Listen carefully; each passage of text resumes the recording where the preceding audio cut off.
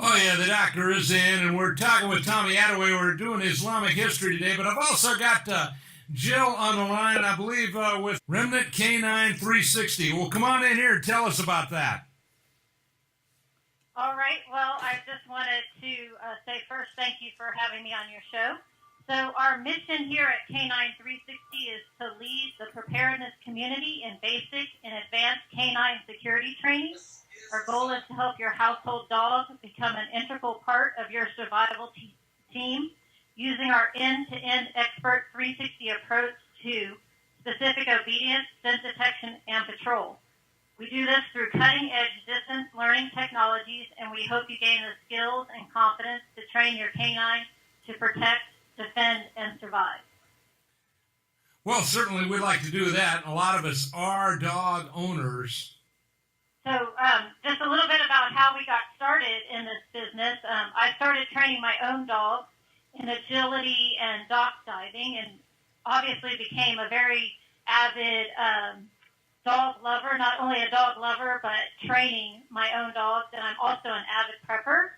So last year when I was attending prepper camp, which is held in Saluda, North Carolina, each year, I began reading Franklin Horton's Borrowed World series books.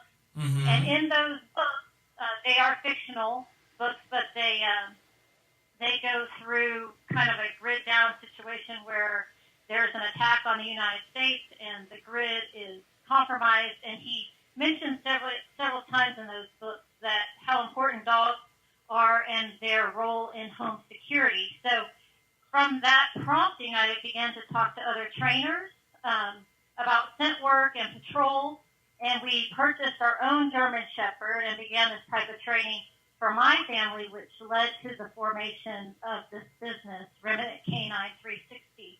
So as a new business owner, I want to help people train their household pets to become a part of their security team when everything changes, when traditional forms of help, such as law enforcement and military, are no longer coming to help folks because they have, for whatever reason, they're needing to stay and protect their own families. So in those grid down situations and times of chaos, helping the people in the preparedness community, use their canine as an asset. Well, that certainly makes a lot of sense. Do you have a web page, Jill? Yes, we do. It's www.remnantcanine, you need to spell that word out, CANINE 360.com. So remnantcanine360.com is our website. I'm pulling that up here while we're talking. Okay, I'm missing something here because that didn't come up. Let's try this one.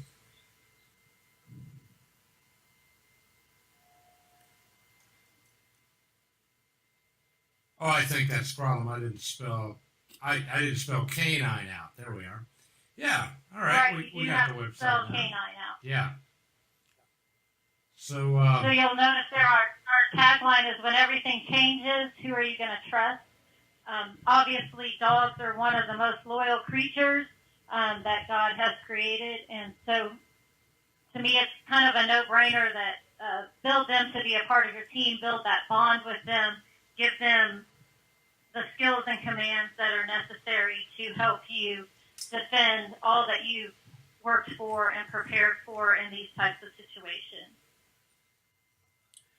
Well, I love the idea. I mean, one of the things, if you're Tommy, we were discussing Islam, but Tommy is one of those guys that also believes in preparedness through the constitutional militia, something which is much maligned, a little understood, and having your dog properly trained to actually be valuable to you instead of, I can tell you in the last disaster we had down here, for most people, the dog wasn't necessarily an asset. The dog was a problem that had to be dealt with. Right. So this is an intentional, I guess for me, a shift in that thinking, that you are going to not only prepare your family for these types of situations, so you have spent time preparing, purchasing food stores, adequate water supplies, weapons, ammo, alternate power sources. Additionally, you probably have prepared and you've learned skills such as first aid techniques, maybe canning, sewing, gardening, raising alternative, meat sources, raising rabbits or chickens. So if you own a household pet, instead of seeing them as something you have to get rid of or a deterrent during this time, specifically a dog, why not intentionally make that dog a part of your defense team when needed and prepare for them as well? That was one thing that when we started this business, we realized as what was lacking in our preparations were that we had not prepared food sources and other types of things for our dogs. But if you're going to call on them to do specific work, then you need to have preparations for them as well. Well, give me an example. What would you call on your dog to do in the case of a disaster? What would that look like? Well, we actually have 3 dogs. The German Shepherd, we call her a dual-purpose dog. She's trained in scent detection and patrol.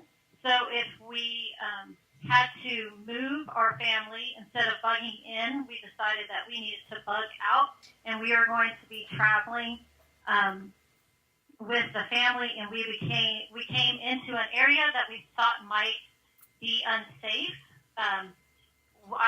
I have her trained on explosives, so she would help clear the area to make sure that we are safe, or at least get out of that area. And also then the patrol work. So if we feel that someone is a threat, that she can help defend the family members through that. We also have 2 rescues. We have a Texas healer. We're currently going to train her to be a catch dog, so she can help catch possibly food sources for us, such as squirrels.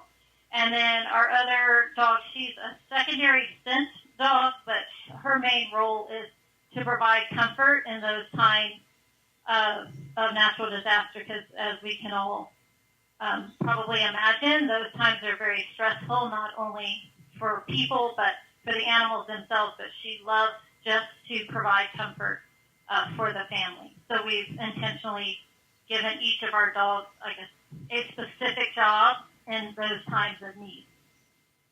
Well, yeah, this is something that I hadn't really thought about, but during the last disaster, most people were worried about, wow, how do I save my dog? And in your particular case, you're worried about how can my dog be of assistance to the family in the event of a catastrophic situation. This is a really good idea. I see that you have here on your webpage, there's a get registered, enroll me in the Remnant Canine 360 Academy. Is that the best place to go? Yes. When you click on the website, I think you to gain the full access now. If you click on that button, it's going to prompt you to view a free video lesson. We encourage people to take the time to review that lesson, just so that they can get a feel for kind of what our videos look like, who our trainers are, and what type of training methods that we employ or use, in this online curriculum. The online curriculum, we hope we can reach more people within this community, the preparedness community, since we obviously can't be all places at all times, but you can purchase a package and then be able to watch those videos in the comfort of your own home. You have unlimited access to them once you buy them, so you can revisit those videos at any time. We also offer an audio-only feature, so you can listen to it in your car as well. And then we also provide extensive PDF forms. So if you want to print out what the lesson is about, or, for example, for scent detection, there's a lot of different search patterns that you learn so that you can clear an area very efficiently. We provide PDFs for all of those types of training questions and what is presented in the lesson as well. So we're hoping that people use the full benefit of all that we offer so that they can become the best, what we call dog team, as possible, and be able to do it from their home and the property and areas that they will be actually employing their dog to do this type of work. Well, with all of the events that have happened lately, and with the potential coming events, this sounds like a great idea. We're talking with Jill Powell, and she's with Remnant Canine 360. Remnant Canine, spell it out, CANINE 360.com. And if you're listening, you're a dog owner, it might be a good idea to convert your dog from just a family pet and a potential liability in a disaster to somebody that can actually help you. And the cool part about this is that they don't have to come to you, Jill. They just go ahead and join the program here, and all the lessons and everything are provided online. Correct. And we also do have trainers on staff that if you do come up with some training questions, or you have a hiccup in your training, or you're kind of getting stuck on a particular skill, we do have trainers available to do Skype lessons with you. You're able to videotape your dog. They can see what you're doing as a handler, and what the behavior of the dog is, and give you additional assistance as well. So we hope that also is a valuable tool for those that want to use this type of training. Remnant Canine360.com if you want to know more about this. REMNAT, Remnant Canine, CANINE, and the number 360.com. RemnantCanine360.com, and you can meet with Jill and her husband Ross there, and they will show you what you need to do to get started in this program, and once again, convert your animal just from a family pet to an actual useful member of the family should disaster strike. With all the hurricanes we've recently had, all the flooding, and then we got Rocket Man over there in North Korea threatening to raise hell, and of course the Islamic problem, which we've been discussing here at the first half hour of the show. It would be a really good idea, I think, to get your animal trained properly to where it can be of use to you and your family, and who knows, maybe save your life or someone else's. Is there anything else you want to say, Jill, before we hit this break? Just not to tarry, like you said, there's a lot going on in the world. It doesn't take much time each week to do the training, but it does, just 1 week of training is not going to get you to where you need to be. It's going to take 4 to 6 months to get through a program. So weekly, it's not a huge commitment. I think it's, an hour, hour and a half, turn off the TV and hop up off the couch and get that done. But it does take a little bit of time, so you're not going to want to tarry, especially in the state of the world, if you want your dog to be a part of that team. Well, it's an excellent idea, and once again, yes, get started on it. I mean, it does take some time for you to train your animal and make your animal useful. So this is your opportunity to do that. Once again, RemnantCanine360.com, RemnantCanine360.com. Check it out, and you can email Jill, and she'll be glad to get you more information. There's all the information's there, and you can just click on the Get Started Now button, as it were, and make this happen. So really cool. And look, there's a lot going on once again. So guys, don't wait to do this. If you have a dog, now's the time to get started on this. And Jill, I know some breeds like to learn better than other breeds, but it's been my experience that dogs enjoy learning to do things. When you're doing training like this, dogs actually enjoy it. So another good reason to get started on it.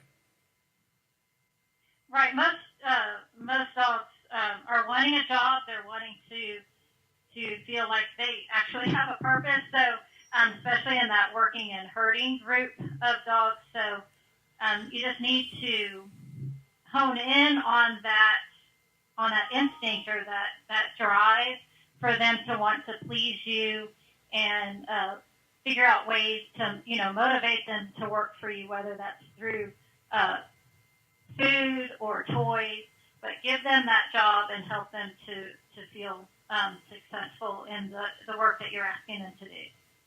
Are there any breeds of dogs that you would absolutely exclude from a program like this?